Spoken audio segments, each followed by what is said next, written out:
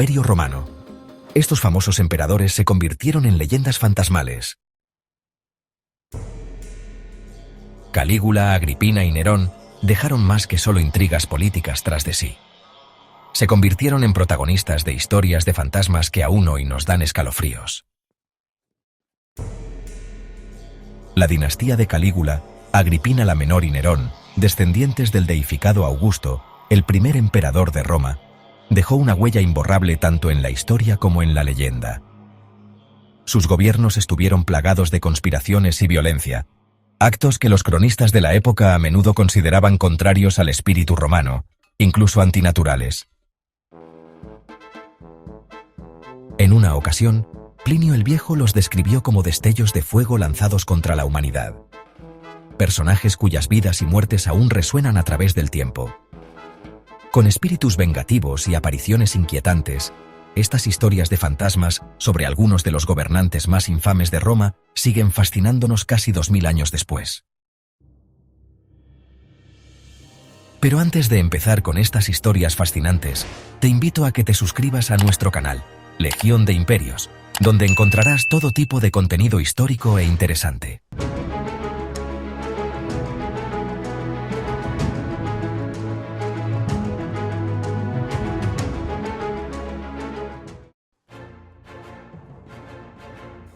Calígula, el inquietante espectro del emperador divinizado.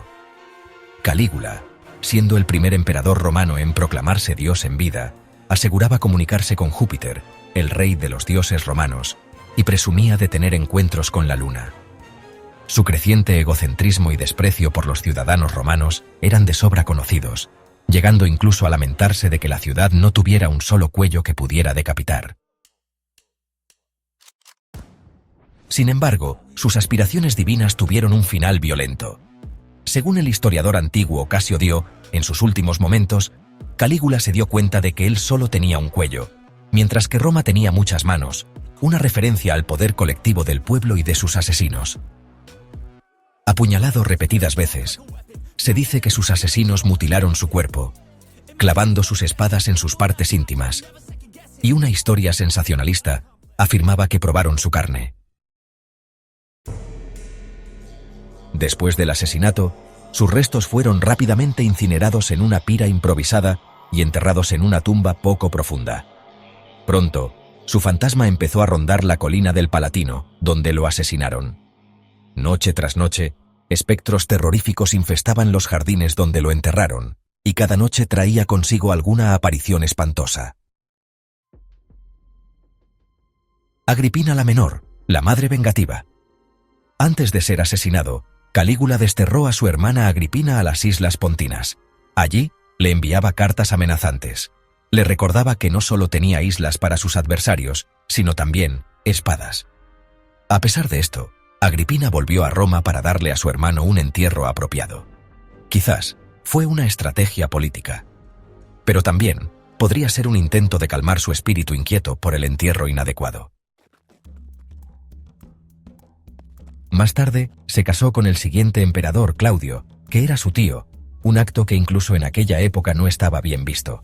Comenta Debbie Felton, autora de Grecia y Roma embrujadas. Felton describe a Agripina como implacablemente ambiciosa.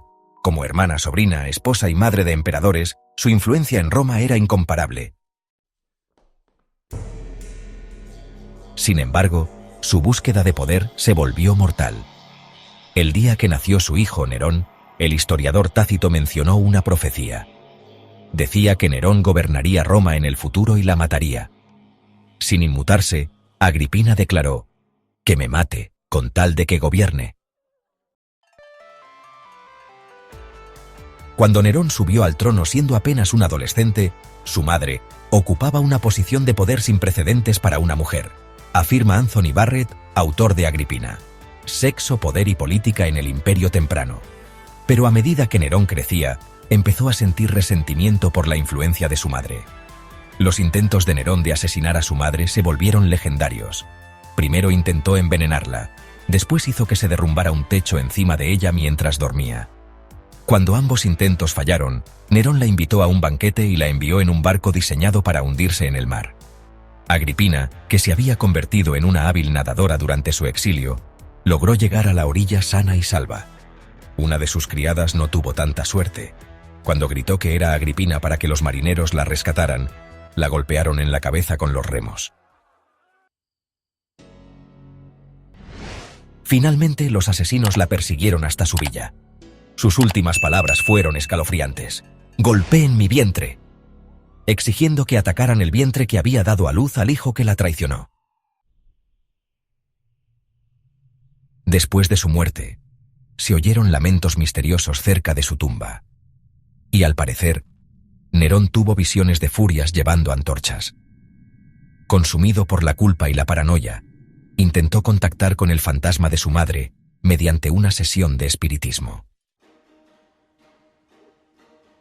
Nerón, el emperador maldito.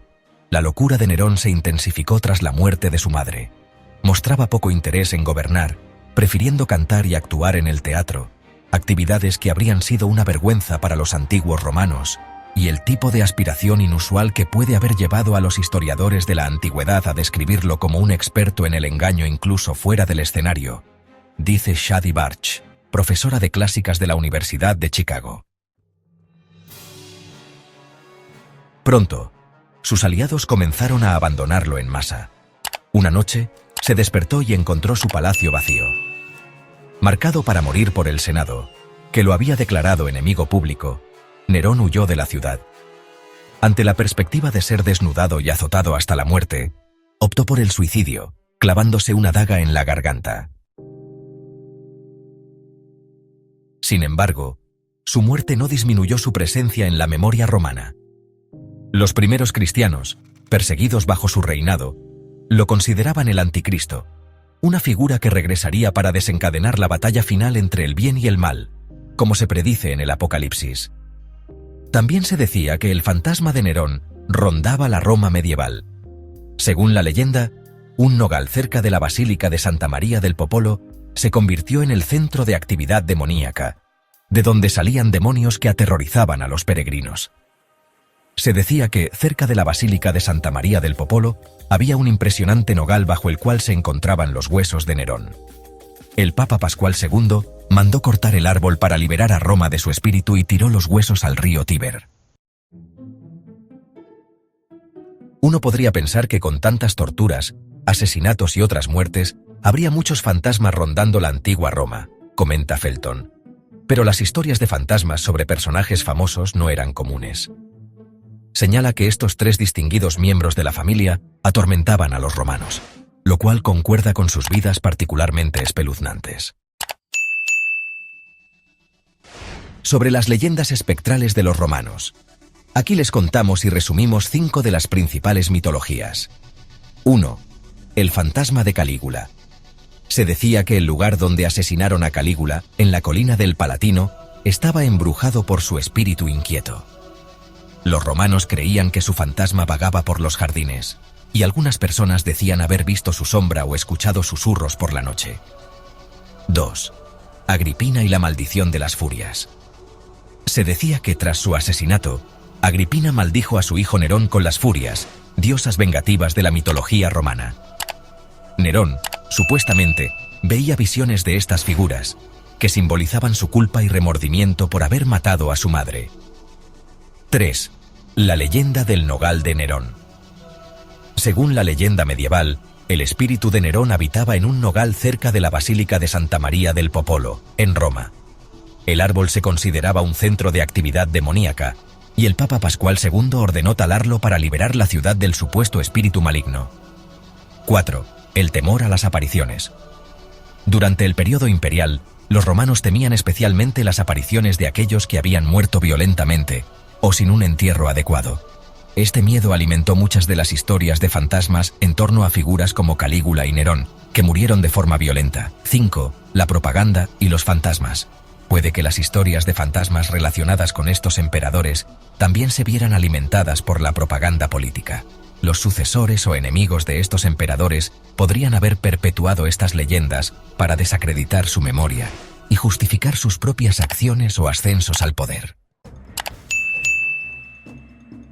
Estas curiosidades destacan cómo la mezcla de historia, mito y propaganda ayudó a crear y a mantener las leyendas de fantasmas de estos famosos emperadores romanos.